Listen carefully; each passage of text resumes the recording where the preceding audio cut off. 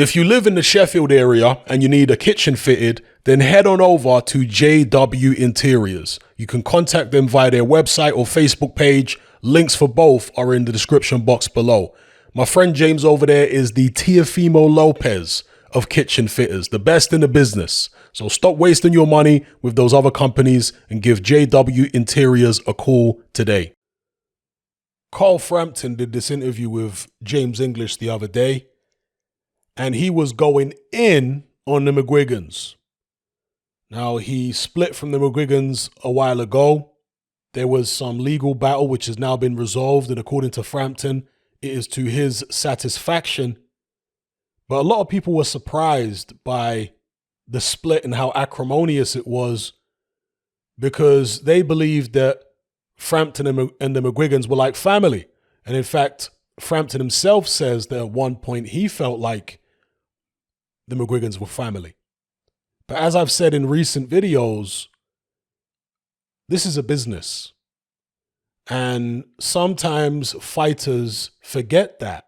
Sometimes promoters forget that. Sometimes they end up truly believing that this other person, a promoter, manager, and so on, is actually their real friend. Now, in some cases, they might be, but it's always best to err on the side of caution. Because at the end of the day, you wouldn't have most of these people in your life if it weren't for the fact that there's a mutually beneficial financial arrangement. That's the primary reason this person came into your life. It's not like it's someone you've known all your life before there was any financial incentive to engage in any kind of deal or relationship. So a lot of people were surprised. A lot of people used to leave comments on some Carl Frampton and Barry McGuigan, Shane McGuigan videos saying these guys are like family, they'll never split up and so on. And then seemingly out of the blue, they had split up. So things are not always as they seem to the outside world. Behind the scenes, there can be all kinds of other stuff going on which people are not privy to. And fans need to stop placing certain team members up on pedestals, thinking that they are genuinely part of this fighter's family, because that's usually not the case. Now, Carl Frampton, in this interview, goes as far as saying that he actually hates the Mcguigan'S. He uses that word specifically. He says, "I hate them." Now, he's honest enough to admit that Barry McGuigan is a very knowledgeable boxing man and that his son Shane is a very good trainer. But for some reason, he says he hates them. Now, I have to imagine that there are certain things to do with the legal situation which occurred between Frampton and McGuigan, which can't be spoken about publicly for legal reasons. So I don't know why he would go as far as saying he hates them. If any of you have got information on that, and by the way, if you're speculating, then please present it as speculation. Don't present speculation as fact, because you can get yourself in trouble. Okay, and I don't want anybody getting themselves in trouble. So if you're airing an opinion or speculation, just be clear about the fact that that's what you're doing and that you're not trying to present it as fact. If you've heard certain things, you can use the word allegedly, all right? And it's no joke, because people do get approached on social media by representatives of boxers, promoters, and so on, and they get threatened with legal action. That does happen. Don't think that it doesn't, because it does. It might not happen to you, but it has happened to other people. So just be careful about the way you word things. There was one time when I ended up being a little surprised. I wasn't shocked or anything, but I was a little surprised when the David Haye, George Groves, Adam Booth team fell apart. I was a little surprised by that. And the reason being is because they were seemingly so close that they actually started speaking like each other. It's as if Adam Booth, and this was often said about Customado, he would take a branding iron, figuratively here, not literally, and he would brand his thought patterns, his demeanor, his philosophy onto the minds of his fighters. Okay, this is what D'Amato was said to do. And with Adam Booth, it was kind of the same, because whenever you would see David Hay interviewed or George Groves interviewed, they had the same demeanor as Adam Booth. They would come out with the same type of phrases.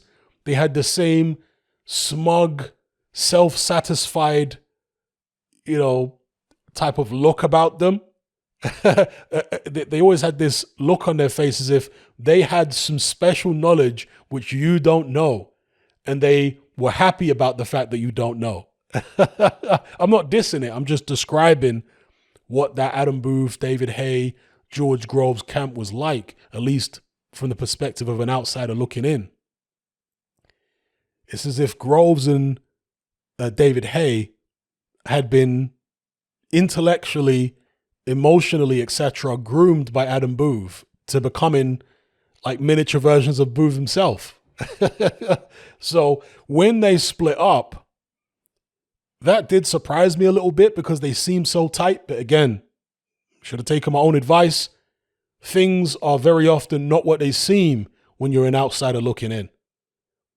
Not as rosy, not as cool, And one of the things as well about that whole Groves, Hay, Booth situation is that they were all doing so well. It's not like, David Hay was with Adam Booth up until the Tyson Fury fight that never happened. Then he split up with Adam Booth. But the George Groves situation fell apart before that, didn't it? Or was it around the same time?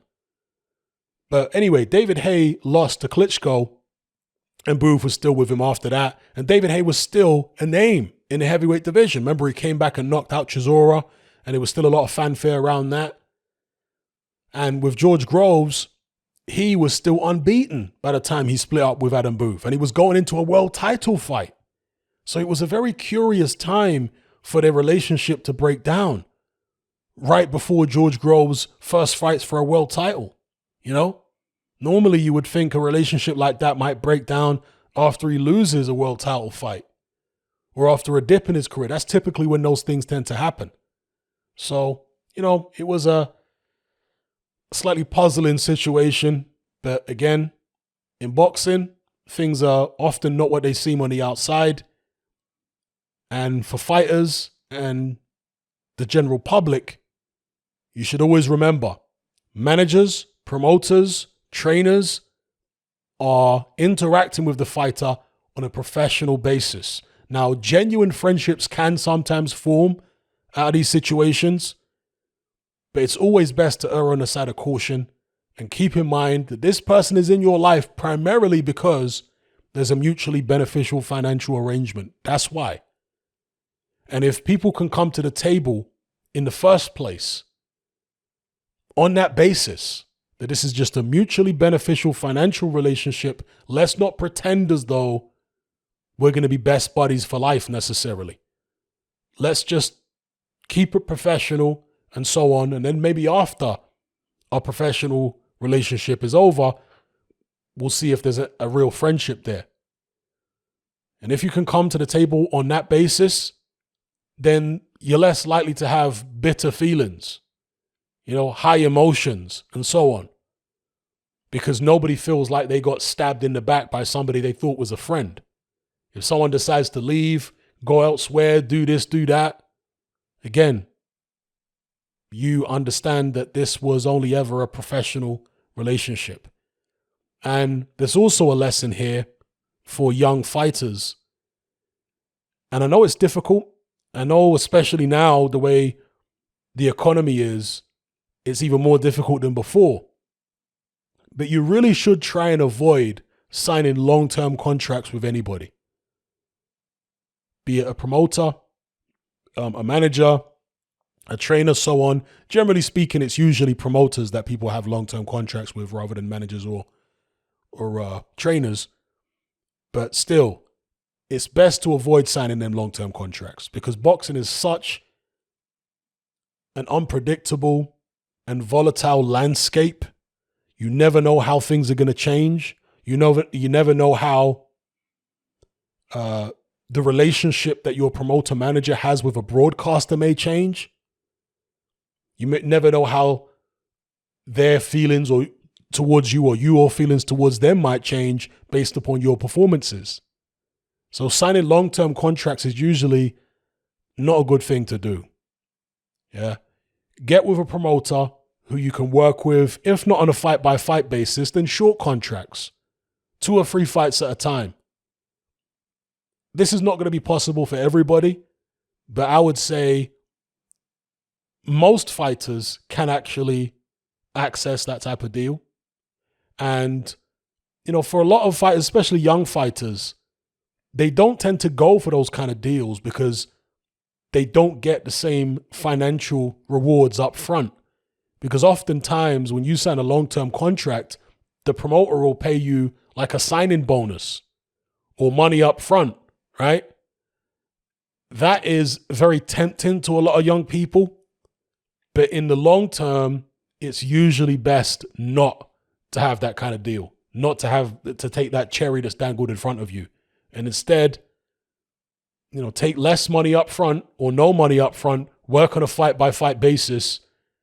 If you can build a good rapport with the promoter, a good working relationship on that basis and then continue it, you'll find you've got more freedom going forward. If you want to move on to a different promoter, different situation, you'll be more free to do that. You got to think of the long game, not just the short game. So anyway, let me know what you guys think in the comments below about Carl Frampton and his interview on the James English podcast, the stuff he had to say about the Mcguigan'S, why you think he hates them now. What do you think went wrong there? Let me know in the comments below. Come and join me on Patreon and access my weekly no-holds-barred, censorship-free podcast where we lift the lid on a wide range of controversial topics.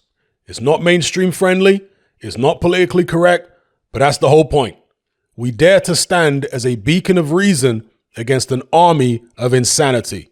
Just head on over to my Patreon page and select the tier called Hatman Hot Topics. You'll gain access to a minimum of 2 hours of exclusive content every single week, including podcasts, videos, interviews, live stream Q&A sessions, as well as my popular Confessions of a Nightclub Bouncer series. Not to mention a vast back catalog of hundreds of hours of previous episodes. You can listen via the Patreon app with the option to download in high quality MP3. We've also got a Discord server where you can come and chat and hang out with myself and other members. There's no contract, no commitment, and you can cancel at any time. So come and join our community of free and critical thinkers by signing up with me here on Patreon today.